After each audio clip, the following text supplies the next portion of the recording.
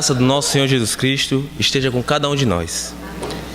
Na leitura que nosso irmão querido fez, muito bem a leitura, lá do livro de Gênesis, capítulo 6, dos versículos do 9 ao 14, que relata a história de Noé.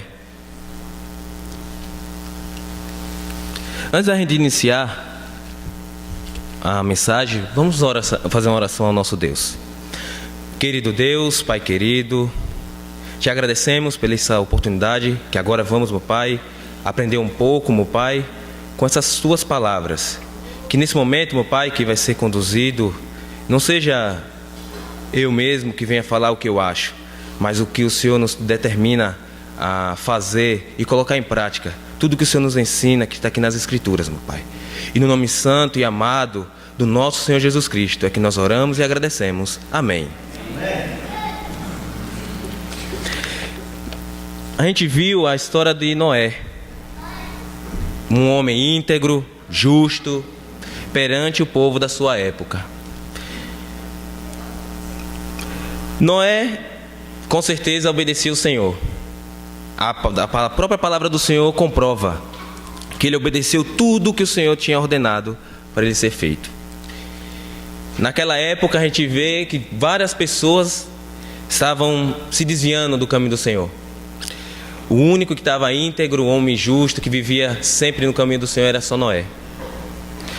Agora vamos imaginar, irmãos, naquele momento, Noé recebe aquela ordem de ele criar uma arca. Antes disso ele já tinha recebido aquela notícia que aquela população que vivia na terra naquela época ia ser destruída. E só ele e 7 pessoas iam entrar nessa arca. E alguns animais que Deus determinou a entrar também. E ele seguiu passo a passo que nosso Deus tinha determinado para ele. Agora vamos imaginar um momento que Noé recebe essa notícia. Com certeza a gente não sabe o que passou na mente dele, mas uma pessoa recebeu uma notícia dessa, que só ele e sua família iam entrar na arca e o restante das pessoas não iam entrar. Eu acho que ele ficou muito comovido, pensando, nossa, só eu e minha família vai entrar nessa arca. E as outras pessoas que vivem nessa terra não vão entrar. Mas ele não questionou Deus. Oh Deus, por quê? Por que isso? Ele foi lá e fez tudo o que Deus tinha ordenado. Construiu a arca que Deus tinha determinado, das maneiras corretas, com os materiais que Deus também tinha determinado, ele foi lá e fez. E no versículo, lá em Gênesis 6,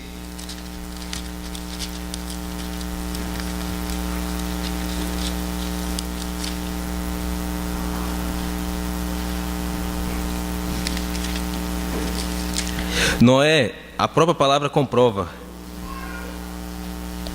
que ele, no versículo 22 do capítulo 6, diz assim a palavra do Senhor: e Noé fez tudo exatamente como Deus lhe tinha ordenado.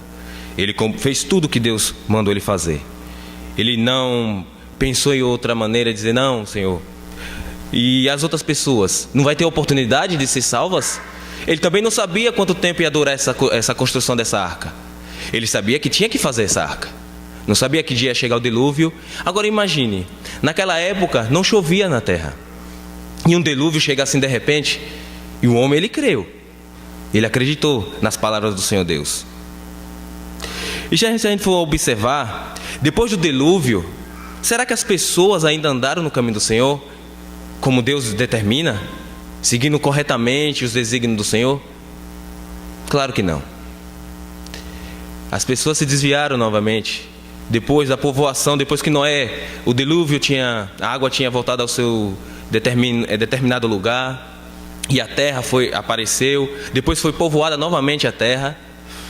Deus escolheu um homem de uma nação para dar essas bênçãos, para iniciar novamente a sua nação, construir sua nação. E ele começou com Abraão, que a gente sabe. Só que a nação de Israel não seguiu corretamente com os desígnios do Senhor. Recebia orientações de homens inspirados por Deus, trazendo as palavras do próprio Deus, e eles não seguiu corretamente o que Deus tinha determinado. Logo antes, a gente vê que Deus ficou muito triste com a humanidade. Ele se arrependeu de ter criado o homem. Que decepção para Deus, né? E com o passar do tempo a gente vê que Deus foi dando várias oportunidades para as pessoas. E as pessoas foram negligentes ainda. E Deus dando oportunidade, e várias oportunidades. E elas não agarravam com firmeza essa oportunidade que Deus determinava para elas. E entregavam. Chega um belo dia que Deus se compadece dessa nação. Não tem jeito esse povo. Eu tenho que enviar uma pessoa para salvar essa nação. Só essa pessoa vai poder tirar essas pessoas desse caminho errante. E Deus envia seu único filho para salvar a humanidade. Primeiramente para justificar a nação, a todo o povo que vive nessa terra. E para a gente ver essa comprovação nas Escrituras, lá em João, no Evangelho de João, capítulo 3, versículo 16, que diz que Deus amou tanto o mundo que deu seu Filho unigênito para que todo aquele que crê nele não pereça, mas que tenha vida eterna. Veja que amor. Deus compadeceu pela humanidade. Ele não fez como na primeira vez com o dilúvio. Ele amou a humanidade que deu seu próprio Filho.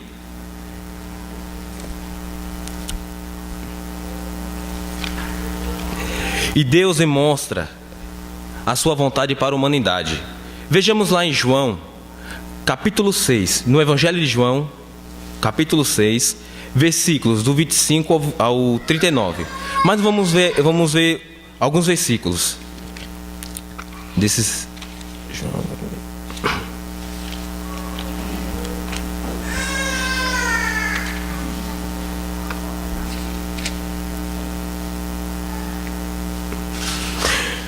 Vamos só iniciar do versículo 35, do capítulo 6 do Evangelho de João, que diz assim a palavra do nosso Deus. Então Jesus declarou: eu sou o pão da vida. Aquele que vem a mim nunca terá fome. Aquele que crê em mim nunca terá sede. Mas como disse, vocês me verão, mas ainda não creem. Todo aquele que o Pai me der virá a mim. E quem vier a mim, eu jamais rejeitarei. Pois desci dos céus, não para fazer a minha vontade, mas para fazer a vontade daquele que me enviou, Deus. E esta é a vontade daquele que me enviou, que eu não perca nenhum dos que ele me deu, mas o ressuscite no último dia. Porque a vontade do meu Pai é que todo aquele que olhar para o Filho e nele crer, tenha vida eterna, e eu ressuscitarei no último dia. Essa é a vontade de Deus. E Jesus Cristo declara essa vontade. Eu não vim fazer minha vontade própria. Eu vim fazer a vontade do meu Pai. E a vontade do meu Pai é que todos, aquele que confessar o nome do Senhor Jesus Cristo e andar nos seus caminhos, esses reinarão eternamente comigo. E viverão novo mandamento que o nosso Deus nos determina, que é novo reino, o reino que Deus constituiu através de Jesus Cristo. Agora vejamos também que o próprio apóstolo João, inspirado pelo Espírito Santo, nos diz, lá em 1 João, nas epístolas de João, que não só é crer em Jesus Cristo, mas devemos segurar firme essa salvação, andar nos caminhos do nosso Senhor Jesus Cristo.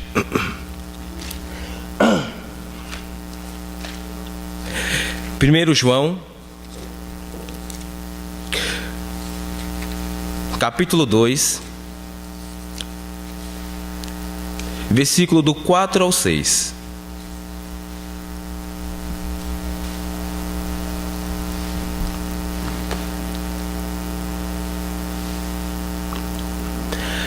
Aquele que diz, eu o conheço, mas não obedece aos seus mandamentos, é mentiroso e a verdade não está nele. Mas se alguém obedece a sua palavra, nele verdadeiramente o amor de Deus está aperfeiçoado. Desta forma, sabemos que estamos nele. Só sabemos que estamos nele se andamos fielmente e andando corretamente o que Deus nos determina através de Jesus Cristo. Não só crer. Até o próprio Tiago, ele relata lá na sua carta que diz: crê, até o demônio crê que estremecem. Crê por crer, qualquer um crê, mas é mostrar a sua crença, viver no caminho do Senhor. Vejamos o exemplo de Noé. Noé era um homem íntegro, o único homem íntegro daquela época. Tinha várias pessoas no mundo, mas só ele e sua família era íntegra. Ele não se desviou do caminho do Senhor. Ele seguiu corretamente todos os desígnios que o Senhor Deus tinha determinado para ele. Agora vamos ver essa por que Noé foi chamado justo? Vejamos lá no livro de Hebreus, capítulo 11, versículo 7, que vai declarar por que Noé foi justificado, porque ele foi justo.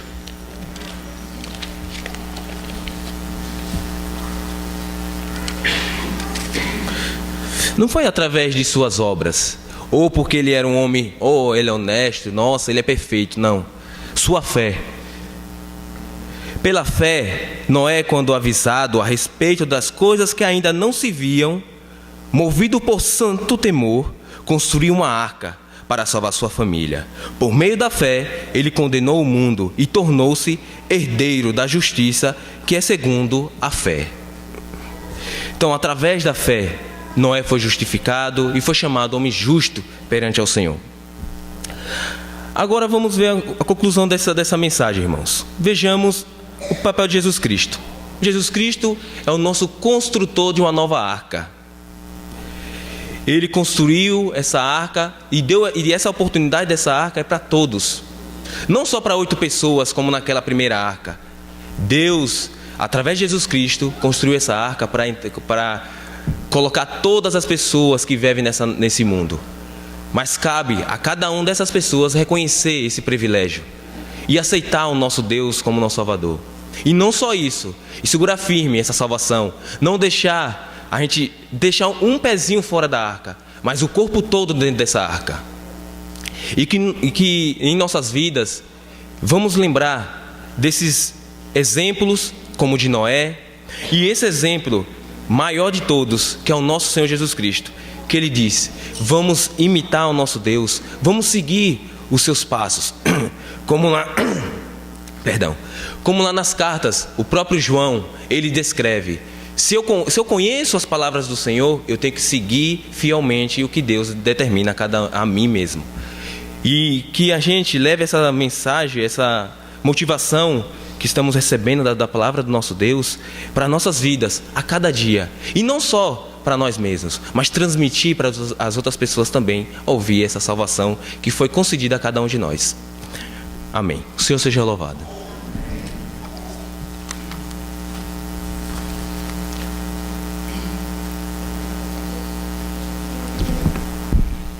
Bela mensagem, né, Wagner? E se você acha que as coisas estão difíceis,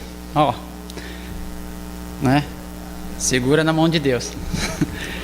Quando nós acharmos que nós não podemos fazer, é porque nós não estamos segurando na mão de Deus, né? Nós não entregamos nada para Ele, né?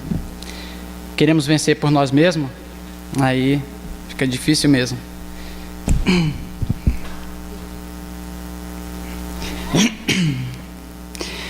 Se as águas do mar da vida quiserem te afogar, segura na mão de Deus e vai. Se as tristezas desta vida quiserem te sufocar, segura na mão de Deus e vai. Segura na mão de Deus, segura na mão de Deus, pois ela te sustentará. Não temas, segue adiante, e não olhes para trás. Segura na mão de Deus e vai. Se a jornada é pesada e te cansas da caminhada, segura na mão de Deus e vai. Orando, jejuando, confiando e confessando, segura na mão de Deus e vai. Segura na mão de Deus, segura na mão de Deus, pois ela te sustentará.